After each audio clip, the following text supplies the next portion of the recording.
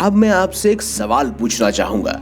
आपके हिसाब से कौन सा युग सबसे बेहतर था? सतयुग, त्रेता युग, द्वापर युग या फिर अभी चल रहा कलयुग? आप जो भी मानते हैं कमेंट बॉक्स में जरूर हमें बताएं कि आपके हिसाब से सबसे सर्वश्रेष्ठ युग कौन सा है। और दोस्तों, आज द भक्ति की टीम आपको बताने जा रही है कि आखिर किस वजह से महर्षि व्यास ने कलयुग को सबसे सर्वश्रेष्ठ बताया था।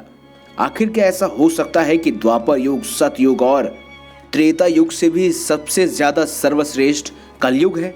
चलिए दोस्तों, आज की इस खास वीडियो में हम यही जानेंगे। आप देख रहे हैं द भक्ति।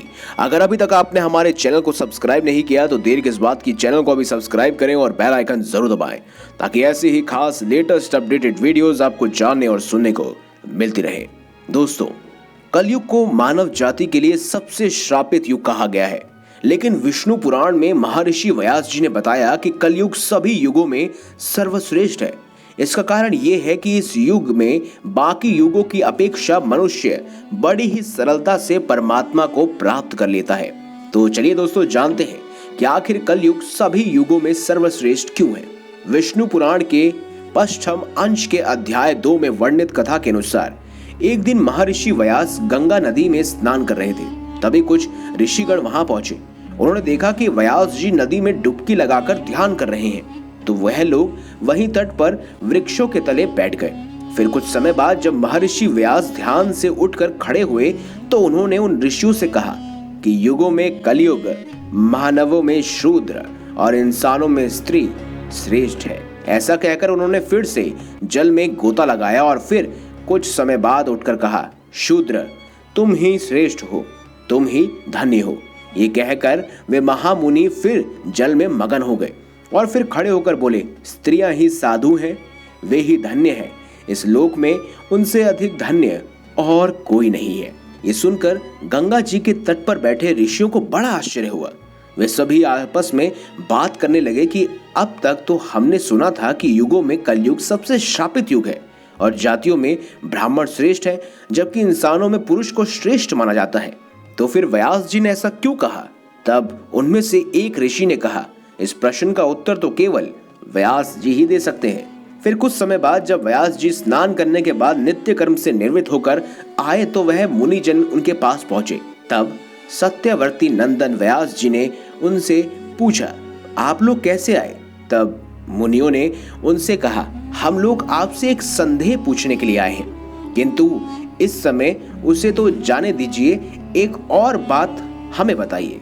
भगवान, आपने जो स्नान करते समय कई बार कहा था कि कलयुग ही श्रेष्ठ है, शूद्र ही श्रेष्ठ है, स्त्रियां ही साधु और धन्य है, सो क्या बात है? हम यह संपूर्ण विषय सुनना चाहते हैं।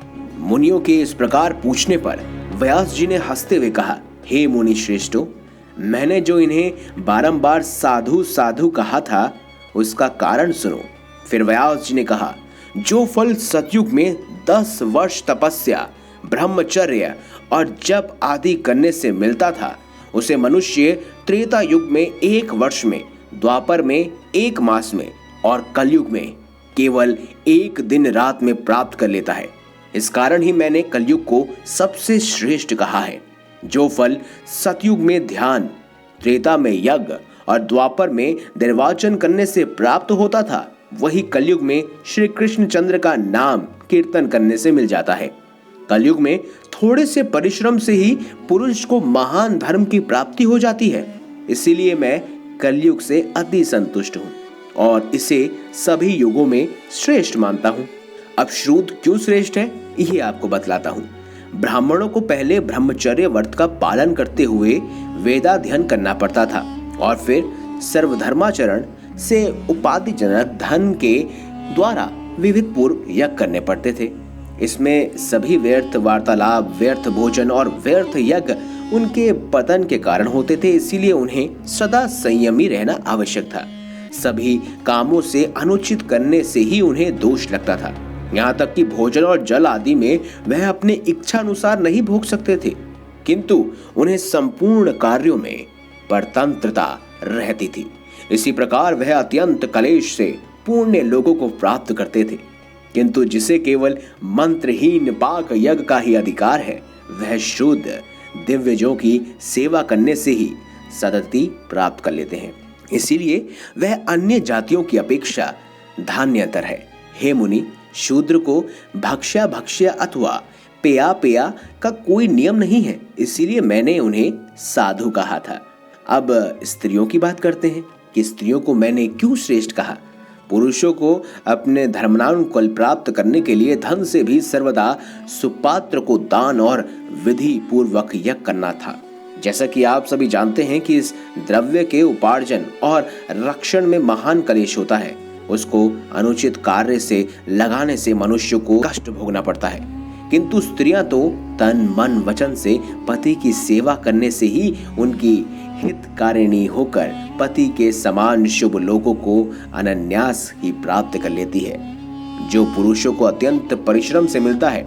इसीलिए मैंने तीसरी बार ये कहा कि स्त्रियां ही साधु हैं।